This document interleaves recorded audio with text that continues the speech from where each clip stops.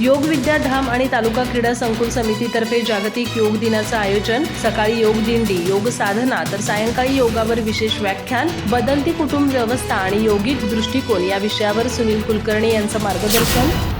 गडिंग्लज येथे योग विद्याधाम आणि तालुका क्रीडा संकुल समिती, महाराष्ट्र शासन यांच्या संयुक्त विद्यमाने शनिवार 20 जून रोजी जागतिक योग दिन उत्साहात साजरा करण्यात येणार आहे।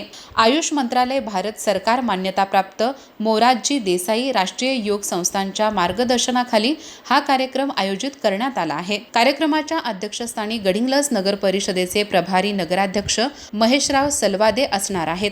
पंचायत समिती गडिंग्लजच्या सभापती डॉक्टर प्रतिमा चव्हाण यांची प्रमुख उपस्थिती लाभणार आहे। यावेळी सुनील गंगाधर कुलकर्णी हे बदलती कुटुंब व्यवस्था, आव्हाने व योगिक दृष्टिकोन या विषयावर प्रमुख वक्ते म्हणून मार्गदर्शन करणार आहेत। कार्यक्रमास योग विद्याधामचे अध्यक्ष अरविंद कित्तूरकर, संत गजानन महाराज शिक्षण समूहाचे संचालक डॉक्टर यशवंत चव्हाण तसेच तालुका क्रीडा अधिकारी मनीषा पाटील यांची प्रमुख उपस्थिती राहणार आहे। योग दिनानिमित्त दिवसभर विविध उपक्रमांचे आयोजन करण्यात आले आहे।